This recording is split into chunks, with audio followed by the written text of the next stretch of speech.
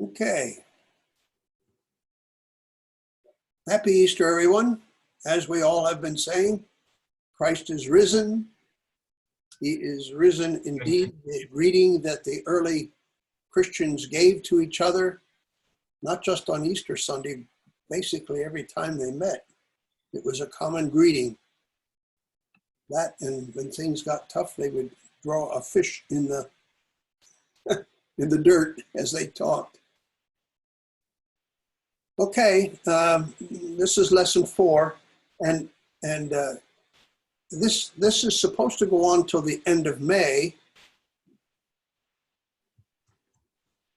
and so that's why we're taking the time to develop the background of it, and not during Sunday. Still open to suggestions there.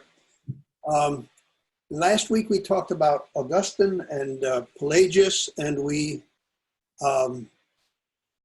realized that this discussion brought about serious consequences. Pelagius was excommunicated by the Pope and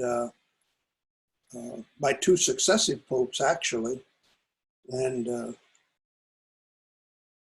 Augustine went on to become the Doctor of Grace in the Roman Catholic Church. So when you read that, see that little cartoon, it's pretty much the way this has gone down on through history. And the tension between God's sovereignty, that continued, and it continues to this day. I mean, you get churches arguing about this. If you don't agree with it, you must be wrong. If I'm Arminian, you better be Arminian, and if I'm Reformed, you better be Reformed to agree with me. So this went on between between Augustine of Hippo and Pelagius. And when did that occur? Do you know what years that was? I mean, the purpose of this isn't to make a history lesson that you remember the years and everything, but more the thoughts of these people. But just to get a perspective, when did Pelagius and Augustine live?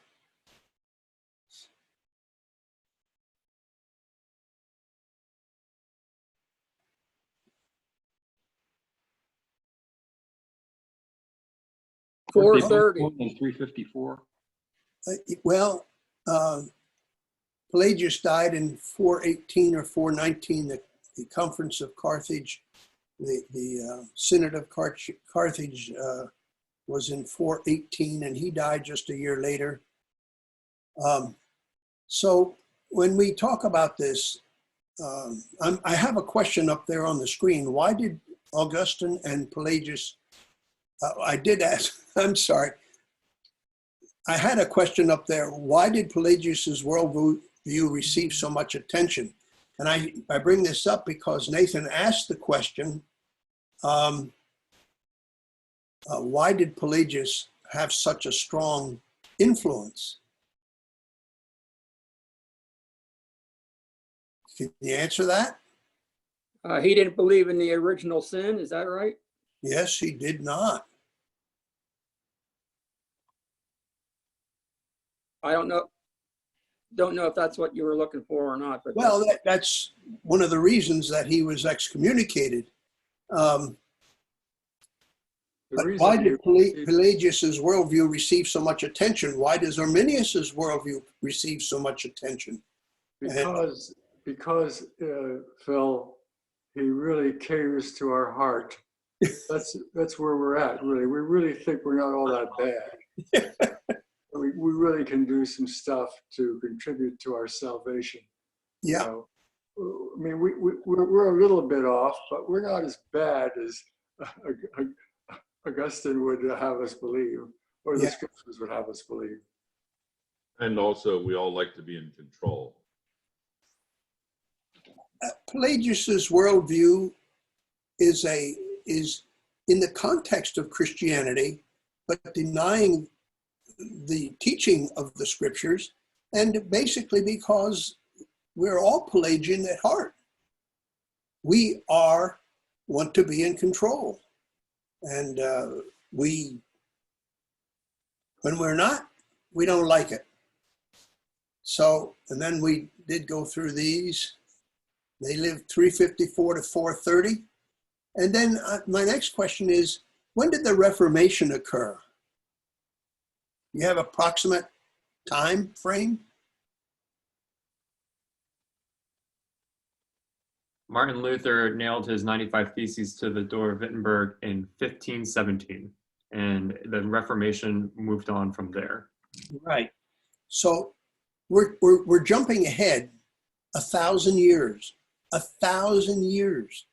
And Augustine, when we talked about Augustine and what he believed, like in baptismal regeneration, that when one is baptized, the person is actually saved because it is the affirmation of the priest who baptizes, not the commitment of parents or anything else. But moving on from there, way back in 410, 415, the Catholic doctrine of baptismal regeneration was already pretty firmly rooted. And you move forward 1,000 years, and where is the Catholic Church then? The Catholic Church is much further developed, and it becomes the powerhouse over all of Europe. I mean, this was the Holy Roman Empire in 1255, but you have to understand that they had a huge influence in Spain and France and Portugal and up in England. They were all Catholic. When did St. Patrick tour Ireland? That was at the end of the 5th century, at the end of when Pelagius and Augustine argued. St. Patrick was already touring Ireland at the end of that 5th century, bringing Christianity. So Christianity was pretty firmly rooted, but it was all rooted within the context of the Catholic Church. Now, when the Reformation began to break out, we're going to look at some significant contributors to this. You have John Wycliffe, 1329 to 1384. Again, the dates are not the critical thing, but the sequence of these people is important. Martin Luther, 1483 to 1546. And I think you have to notice there that Martin Luther was born 100 years after John Wycliffe.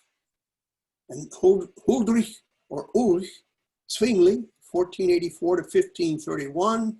Martin Bucer, 1491 to 1551. Simon Menno, 1496 to 1561. And John Calvin, 1509 to 1564. And John Knox then in 1514 to 1572. So you have a period there of 200 years that the Reformation was developing.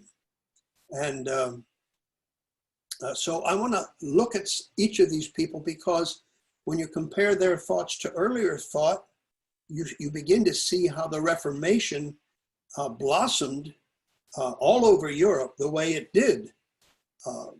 And it's important to know what these people thought. So John Wycliffe, we're going to show a little video here, about 3 minutes long. And it's an interesting summary because it's done by a Swiss Reformed lecturer, and excuse me, that's Ulrich.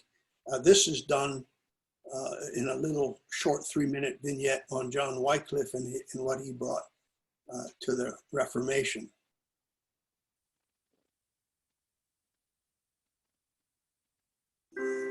John Wycliffe was born in Hipswell, England, 200 miles from London in the 1320s.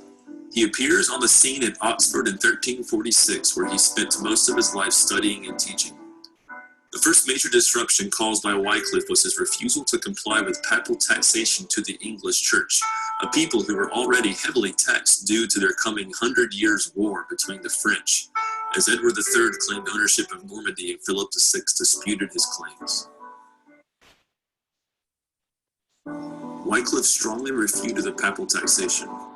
It was a time of nationalism in England to outside powers, The time was ripe for Wycliffe to preach church reform. He recognized that the church was far too wealthy in land ownership, and in 1376 began preaching a biblical message of stewardship over God's property rather than ecclesiastical ownership of the property.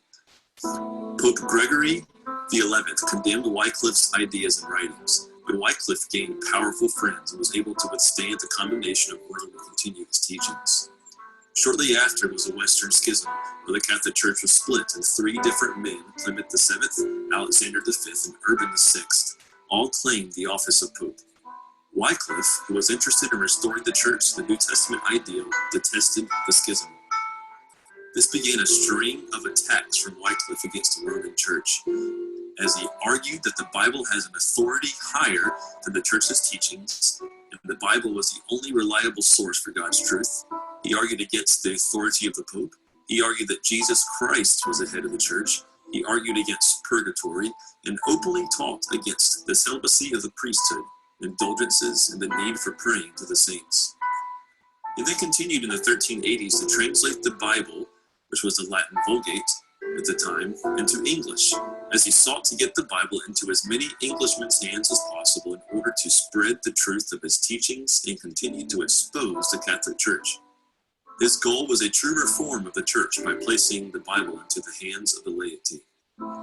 His retirement from the rectory at Lutterworth was forced when he openly denied the Catholic doctrine of transubstantiation. His response? To create an order of priests who were not dependent on wealth or any formal ordination by the Church, but rather were essentially traveling preachers whose aim was to spread the gospel through the preaching of the word. The Church had given the name of the Lollards to this group of preachers. This group of preachers were ultimately responsible for teaching many students in England who were from Bohemia the gospel and Wycliffe's teachings, who then traveled to their home and spread the same ideas. Wycliffe is thus responsible for inspiring John Huss to teach very similar doctrines in his day within Bohemia. Wycliffe, enjoying the support of England and Parliament, was able to live a generally normal life until his death at 64 years of age in 1384. It wasn't until 1415 at the Council of Constance that Wycliffe was declared a heretic. His bones were dug up and burned along with his writings and cast into the river Swift in England. Wycliffe has become known as the morning star of the Reformation, as his preaching were strong influences for the grand reformer himself, Martin Luther.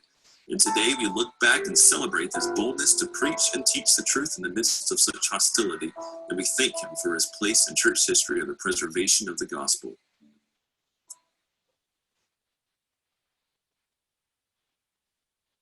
Sounds like he could have been a Protestant, doesn't it?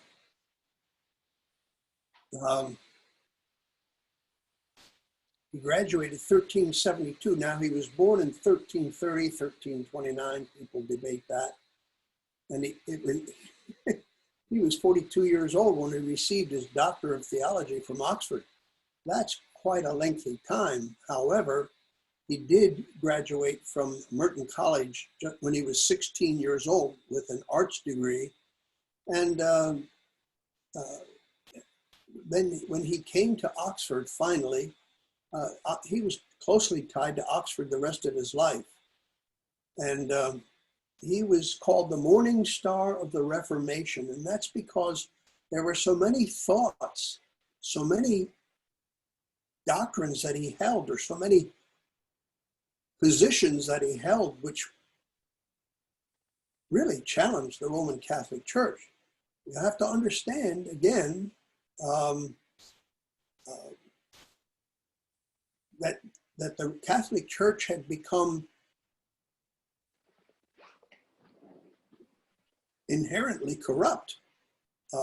As you can see, there were 3 popes at the same time, all claiming the title of Pope, and the Catholic Church was just coming apart at the seams administratively within itself. And with that, they began to lose hold on their geographical, political influence. But so he got so incensed by the corruption that he saw that he literally tried to or recommended at least, the dissolving of all landholdings of the Catholic Church so that they would be truly poor and truly preach the word, not because of wealth or because of position, but because of what they believed. So he was summoned in 19th of February, 1377, before the Bishop of London, and he was released because of all of his friends that also attended. And I'll tell you something else about him. He's just an interesting guy. And then the 22nd of May of the same year, Pope Gregory XI issued a bull. He sent it to the Archbishop of Canterbury and the Bishop of London and King Edward III and the Chancellor in Oxford. He was getting everybody involved. The Pope was coming after him. And he was asked if it was lawful to withhold payments to Rome. And he responded, yes, that it was. Well, you can understand that the government sided with Wycliffe against Pope Gregory and against the papacy. He just absolutely believed that the church had become so corrupt that it was vitally important that the state step in. And he believed, well, I think I have a thing on this anyway. A little later, we'll take a look at this. But because of this, I mean, he criticized the sale of indulgences, which was a common thing even when Luther was there and Calvin and all of that. He questioned the papal authority, and then the church is made up, from a theological point of view, he said the church is made up of the elect rather than the visible Roman Catholic Church. And it was made up of those who were predestined to be saved. This was Wycliffe's position. Now, he's Roman Catholic and he's a priest in the Roman Catholic Church, but this is where he is saying that the church is so wrong. He denied the reality of the transubstantiation in the communion. And so what is transubstantiation? It's a nice big word, makes us sound intelligent, but what is it? Anybody have an idea? I know you all do. The elements become the blood in the body of Christ. Yeah, the Catholic view that the bread and wine are actually changed into the body and blood of Christ during the celebration of the Mass, what the Roman Catholic Church calls the Eucharist. And man, why he wasn't excommunicated, I'll never know, but the Pope was coming after him, but because he had such a wide following, and a wide following among the masses, not just the clergy in England did not like him. And so, and that's because he was coming after him. He was telling him, you guys are nothing but fakes. You're teaching the doctrine of the church, but not the doctrine of the word. And so the Bible, he felt, should be made available to the masses. And he felt that if they could read this for themselves, that they had the opportunity to establish through the word a personal relationship with God through Christ. He sounds like a Protestant, doesn't he? And more than that, people could do this apart from any ecclesiastical authority. I mean, we don't need the church. We don't need the Roman Catholic Church, but we do need the Bible. We do need the word. Well, for Wycliffe, that wasn't just a philosophy. That was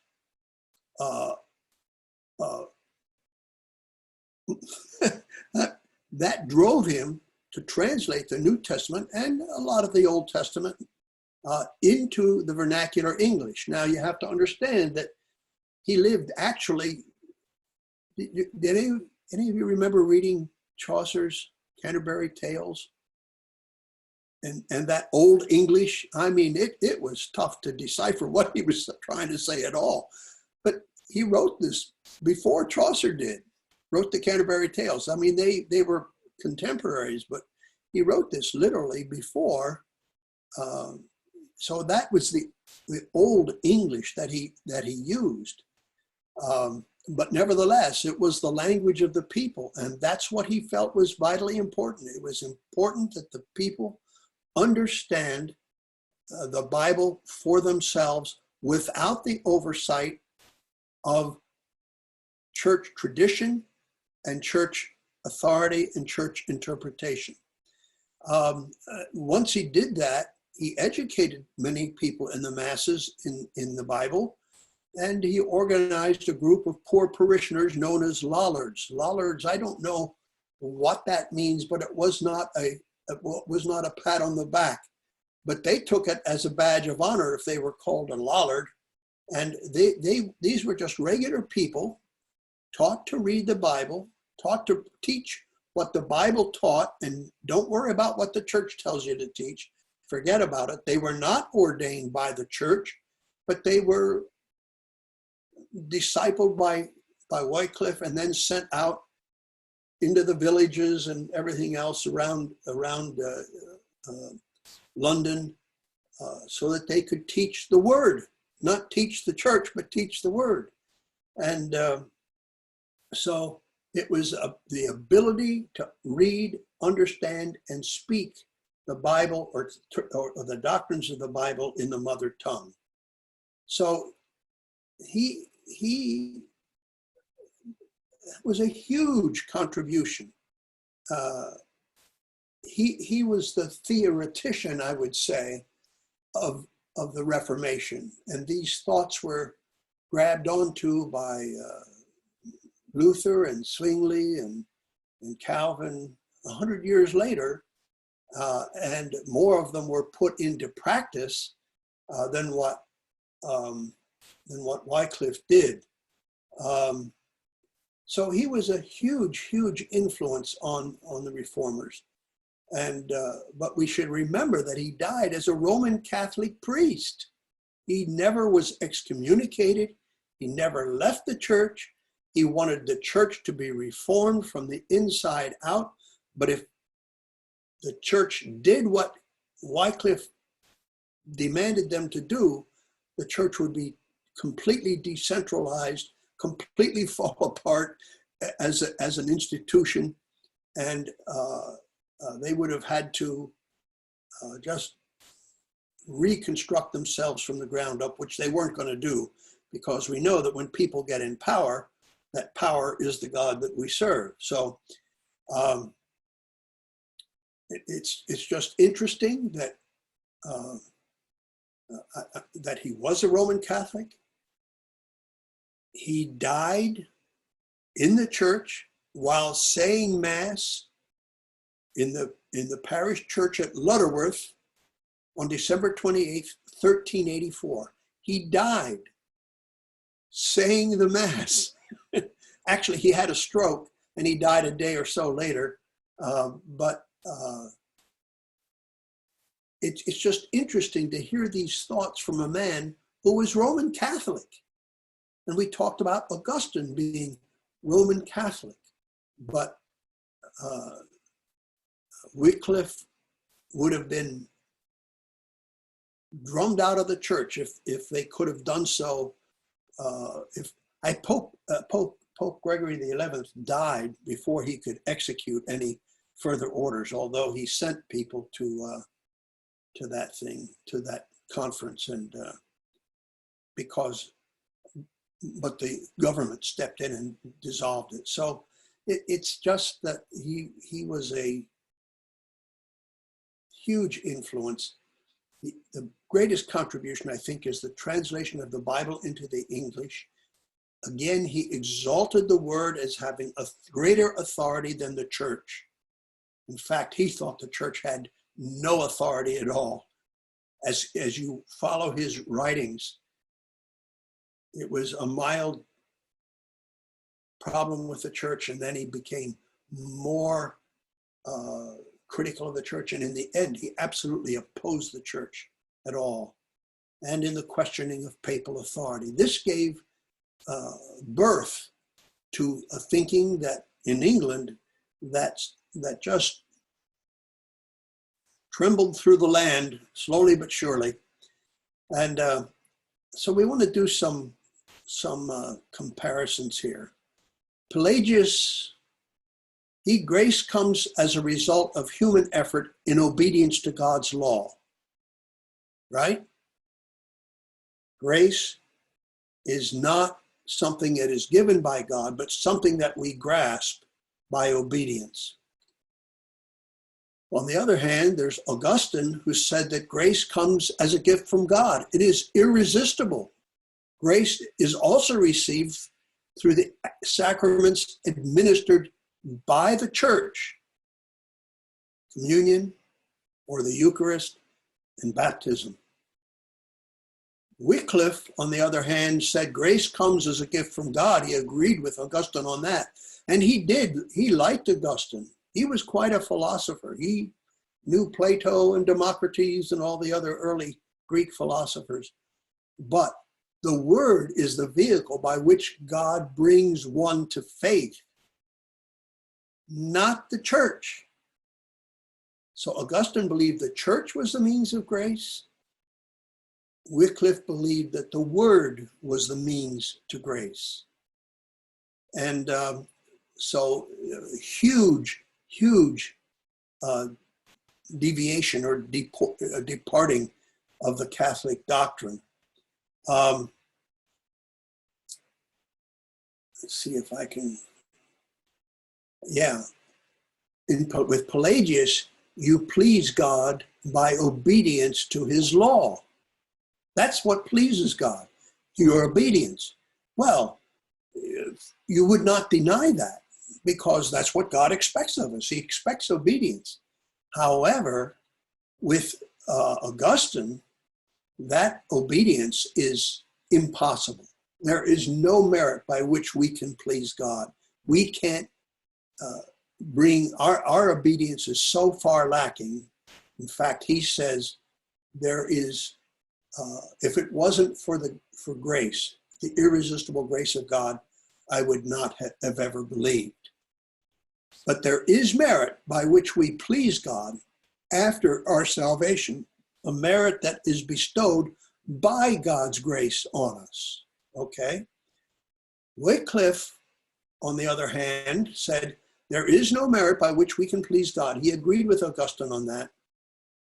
But we please God when we enter a personal relationship through faith. That's what pleases God. And if we, as Protestants in 2020, we would probably agree more with Wycliffe on that than we would with Augustine. It is when we have a personal relationship with Christ through faith that we are again, finally, at last, reconciled to God, not through any merit of our own. Okay, any questions up until this time?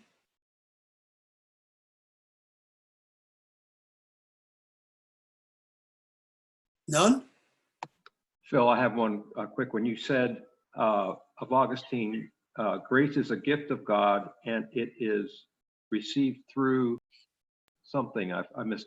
Well, he believes Augustine sort of had a two-tiered grace. One grace is the grace that comes directly from God to the individual outside of the church. And the other thing was, there is also the grace that is received through baptism and the sacraments, all 7 sacraments. But that grace, in his definition of baptism, included baptismal regeneration, that if you baptize somebody by a priest, he was automatically saved, whether he made a profession of faith or not. That's why infant baptism became such a major part of the Catholic Church, because if you baptize them and you save them when they're babies, they have a better chance of earning God's merit by living. But the thing is, the Roman Catholic Church, even though they say things like that, essentially, once saved, even by baptismal regeneration, you have to merit God's favor by doing those things which he has commanded us to do. And if we die with unmerited favor on our hearts, then that's when we go to purgatory, because we still have to do better and we have to work our way, our pathway to heaven by doing good things. Question? Yeah, Phil, it's kind of interesting, because would it be fair to say if you talk to a modern Catholic today, they would believe they are saved by grace? Yes. They wouldn't recognize the accusation of works righteousness. Yeah. Once they start fleshing out how they are saved by grace, it's that they have to keep going back to the well and dipping water out of the well of grace. Right.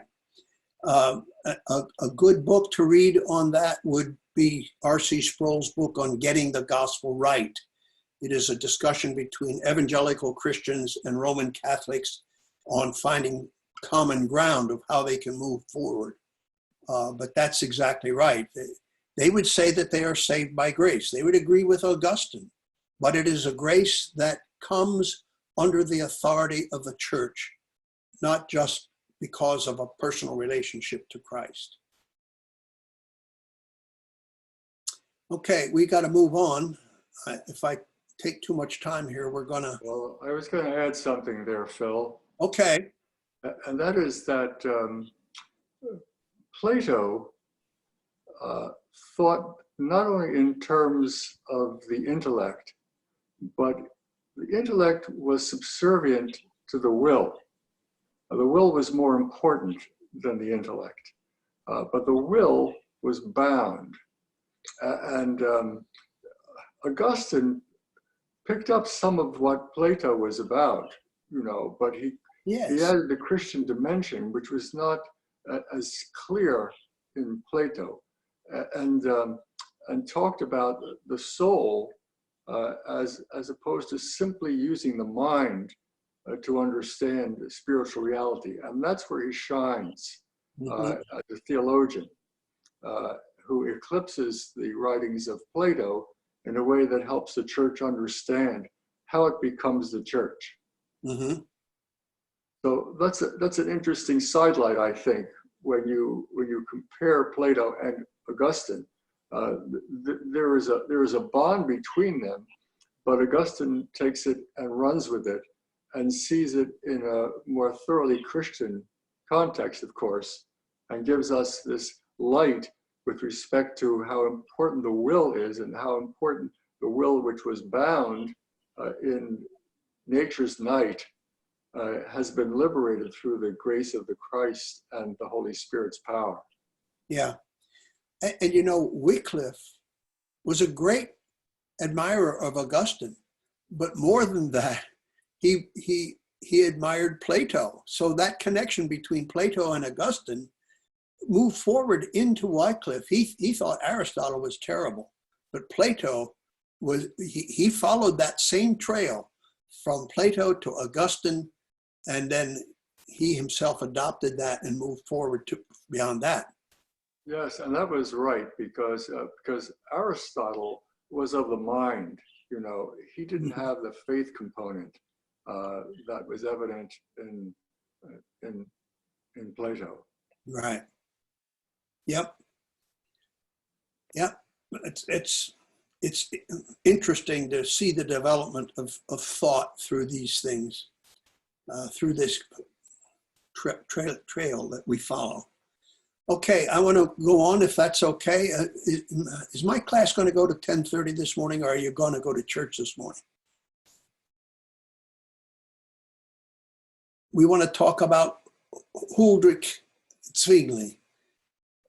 He was a year younger than Martin Luther. Martin Luther was born in 1483, but Luther takes a class all by himself, and Zwingli does not. I have a video here but it's about 5 minutes long. I'm debating whether I should show it. What do you think? Anybody? Who are my mentors here? Show it. You can show it. Okay. Huldrych Zwingli. Okay, here we go. This is done by a Swiss Reformed person.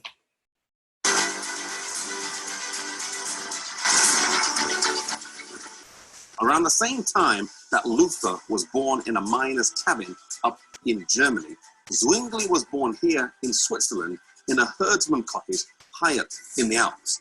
You see, the leading reformers of that time were men of humble rank, who most of all were free from pride of rank and from the influence of bigotry and priesthood.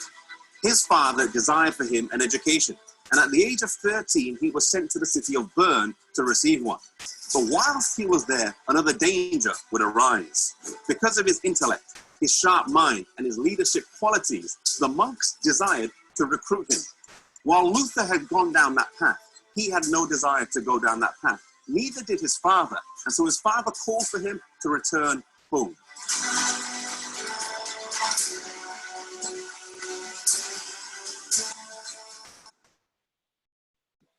Zwingli started his ministry in Basel and was ministering around the same time as Luther was, though they were not in communication with each other. God was using each of them individually. If Luther preaches Christ, said the Swiss reformer, he does what I am doing. Those whom he has brought to Christ are more numerous than those whom I have led. But this matters not. I bear no other name than that of Christ, whose soldier I am, and who alone is my chief. Never has one single word been written by me to Luther, nor by Luther to me. And why? That it might be shown how much the Spirit of God is in unison with itself, since both of us, without any collusion, teach the doctrine of Christ with such uniformity.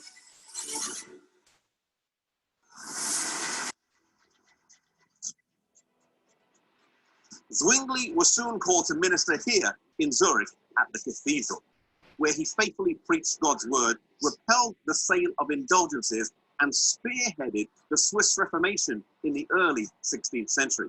The Church of Rome made several attempts to either end his life or oppose his teachings. When hearing of one particular plot, he replied, "Let them come on. I fear them as a beetling cliff fears the waves that thunder at its feet." Realizing how little had been gained by trying to suppress Luther's teachings over in Germany, they endeavored to enter into a disputation with Zwingli. The Council of Zurich, though, forbade him to go. And so instead, two of his students went in his place. There they met a host of prelates, doctors, and the champion of Rome, Dr. Eck. Each night, though, Zwingli's students would sneak letters from the city out. And then at night, Zwingli would write letters that would be snuck back into the city. And though he wasn't there, he was able to direct the proceedings that took place. He famously said during that trial, "Custom has no force in our Switzerland unless it be according to the Constitution. Now in matters of faith, the Bible is our Constitution."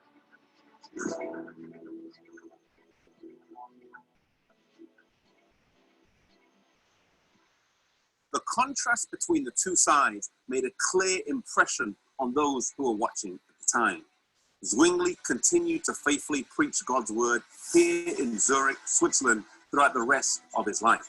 God had chosen a humble man from humble origins to begin what would be a great work here in Switzerland.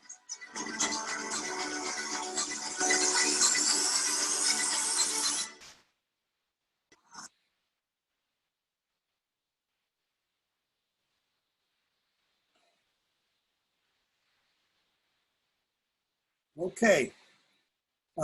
You get a rather strong flavor of elevating of the Swiss people above the German people in that, because it was the Swiss Reformation as compared to the German Reformation in Germany, where Luther was.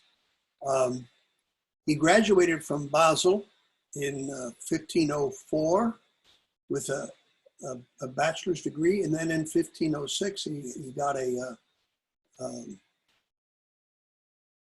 master's degree. He was ordained in Constance, which is in Germany, and it is the seat of the diocese for the region. That's where all the heavy church celebrations and ordinations took place, and that's where he was ordained. And then he pastored a church in Glarus, which is in eastern Switzerland, from 1506 to 1516 for 10 years. And he was a great friend of Erasmus, and he pastored that church. And then while he was there in 1512 and 1515, he was the chaplain in the papal armies that grew up there. And you have to understand, he was a fighting man. He was not afraid of direct military conflict. That's who he was. He was a fighting man, but a great intellect and a great reformer. And you'll see that as this develops. In 1516, he went to Einsiedeln. And there, he was only there for a couple of years, but he immersed himself in the Greek New Testament, and he came to a more personal understanding of justification by faith. And leaving there, he said, the supremacy of Scripture is greater than any human understanding. But that is the supremacy of Scripture over the authority, again, of the church. Sounds like Wycliffe, doesn't it? In 1518, he arrived in Zurich, and his expository preaching resulted in a whole host of new things. He served in Grossmünster, which is the great church of Zurich, and he began a Bible translation project. He ended the celibacy of the clergy. Remember, that's what Wycliffe said 100 years before. In fact, Zwingli himself secretly married a woman, and he was married to her for about 3 or 4 years before he, so to speak, came out of the closet.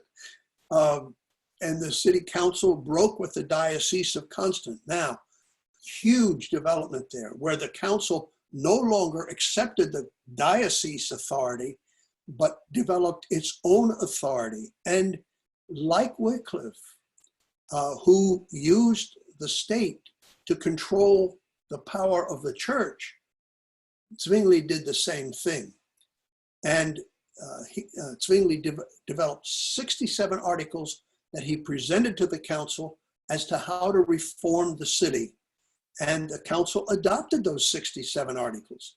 So it not only split from the Catholic Church, but it adopted Zwingli's 67 articles, who at the time, yes, he was still Roman Catholic, but he did not follow the church tradition. And he over the years, while he was there, he dissolved the monasteries. Remember, Wycliffe wanted the church to divest itself of all its properties because it was only saying it was poor with voice, but hypocritically. It owned tremendous amounts of property. But Zwingli accomplished what Wycliffe recommended being done. He removed the images from the churches, the statues and the images. And he translated the church services into the vernacular, the Swiss German of that region. And he simplified the church, and I did say the council adopted his 67 articles. 1519, did I do that all at once? What happened there? I forgot to put the little things in there. The Black Plague hit Zurich, and many fled, but Zwingli stayed to minister to his church. And in the process, he contracted the plague and nearly died. And he wrote a hymn. He was quite a musician too. he wrote a hymn on his deathbed, and the hymn says, "Thy purpose fulfill, nothing can be too severe for me. I am thy vessel for you to make whole or break to pieces. Since if you take me hence my spirit from this earth, you do it so that I will not grow evil and will not mar the pious lives of others." I mean, he had a great way of speaking, and he was a very charismatic speaker, and he really moved the council and directed the council. And then in 1525, the changes culminated in the replacement of the Latin Mass with a plain communion or thanksgiving. He did not believe that the Mass, there was no transubstantiation for him either, whereas Wycliffe made those statements. Zwingli actually was able, through the power of the Council of Zurich, to remove the Latin Mass and replace it with a plain communion or thanksgiving, in which it was simply a remembrance of what the Lord had told us to do. So there was a huge rift with Luther on the nature of Christ's presence at the Lord's Supper. Luther did not quite come to that same position. He came to the position that even though the body and the blood did not become the body and the blood, the bread and the wine did not become the body and the blood, he did believe that somehow Christ was present in the elements. A development called consubstantiation. Well, Prince Philip of Hesse, he tried to broker a peace between the two. He actually got them together later, and he was unsuccessful. And where am I here? Yes, I think I pushed the wrong button. And Zwingli was concerned about the influence of the German Reformation and tried to maintain the distinctives of the Swiss Reformation. Now, Luther was a theologian primarily. He was involved in the politics of his day, but not to the extent that Zwingli was. In 1530, there was the first attack on the on the forest cantons. There were 5 Catholic cantons, and Zwingli actually got a treaty among the Reformed cantons, but there were 5 cantons called the forest cantons that remained firmly Roman Catholic, and he tried to exert political pressure, forcing them to join the other the Reformed cantons. A canton is a province or a state. It's what we call a state. And he was successful in doing it because he had raised 30,000 men in Zurich to go into battle, and they only had 9,000, and so they negotiated a peace. And one of those things was, one of the results of the treaty is that the Catholic cantons would permit Reformed teaching throughout their regions of authority. And those cantons said they agreed on everything, territorially and everything, but on that they would not go. They would not agree to that. But Zwingli said, because they didn't say it, that meant it was okay to do it. So he sent people into those cantons to reform them, or to give them Reformed teaching. And in the end, he exerted political pressure. And then in 1531, he took further action against the forest cantons. But at that point, his own little group began to dissolve because they had disagreements with how radical Zwingli's reforms were. And the Catholic cantons actually attacked Zurich. And at that point, Zwingli was killed and his life was over, 1531. So he, how many years is that? He was about 50 years old, just a little under 50 years old. So he was a fighting man. He wasn't afraid to fight. But it was a very interesting ending to a very, really quite an unusual life. And the reason we talk about Zwingli reforms is because of the way he administered the city of Zurich. Zwingli impacted the cities of Bern, Basel, Schaffhausen, and even the city of Constance up in Germany began to adopt it. And that was the seat of the Roman Catholic authority. That was the seat of the diocese. And even there, though, his influence impacted that. And these other cities began to enact laws and rules, much like Zwingli had done. And he shared many of Luther's concerns. He and Luther were in agreement on almost everything theologically, but they differed on what the communion meant or what the Eucharist was. And his model of city administration influenced Calvin in his administration in Geneva. It's interesting that Zwingli actually, we know what Calvin did in Geneva. We do not realize what Zwingli did in Zurich.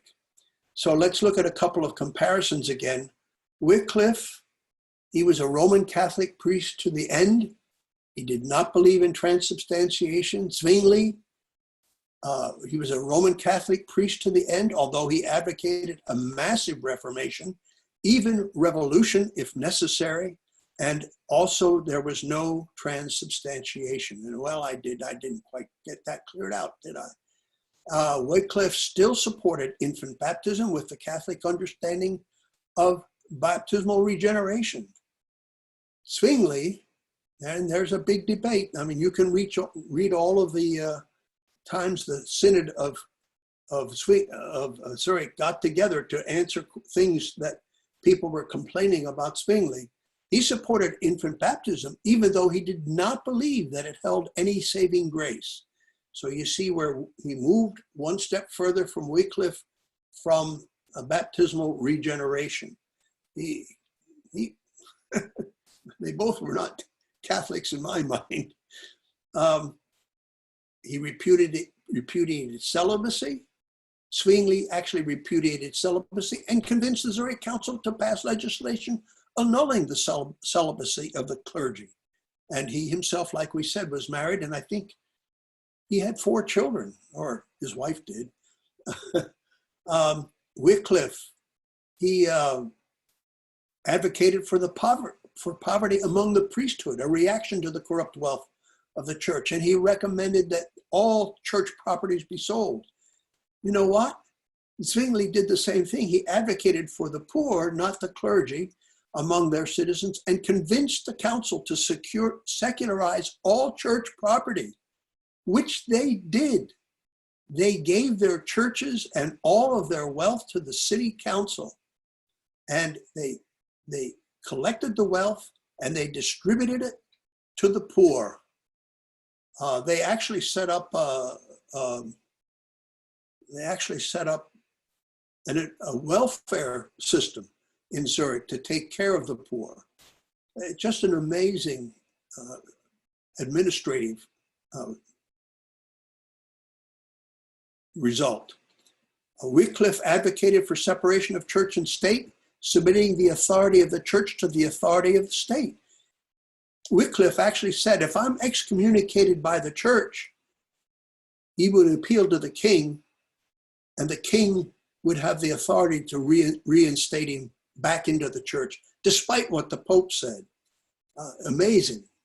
Advocated for this, and Zwingli, he also advocated for the separation of church and state, with the state ruling in cooperation of not just the clergy, the approved clergy. Reformed clergy, not Catholic clergy. And even though he was not part of the city council, he had developed these 67 articles and given it to them. And slowly but surely over the years, they enacted Zwingli's reforms in the city of Zurich, changing it completely from what it had been before under Roman Catholic authority. Now, I just want to make one overall observation. The church and the state were one. They both worked together. And under the Roman Catholic model was they were the authority, and they allowed regents to be appointed with their approval. So we should not be surprised that Zwingli, Wycliffe, Calvin, and Luther also thought nothing about influencing the politics of their time by the authority, not of the church in that case, but the authority of those who were reformed. And so it's very different from our idea of separation of church and state, even though they both advocated that, Wycliffe and Zwingli. Anyway, I'm done. Any questions?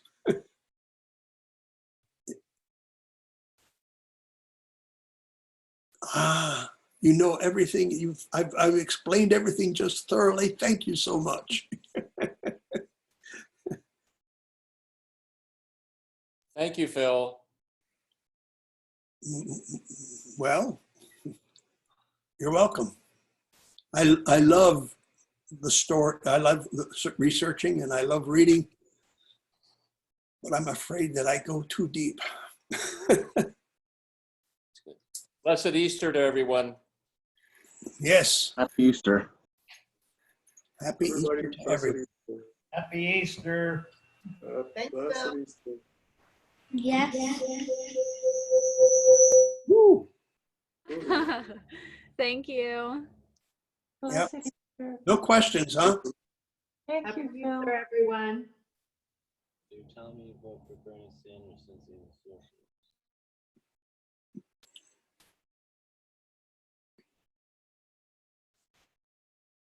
Hey, if anyone from the church needs help, don't forget to give Pastor Tim or I a call. We can get you some supplies or groceries if you guys need anything. Easter. You want to say Happy Easter again? Happy Easter. Happy Easter. Happy Easter.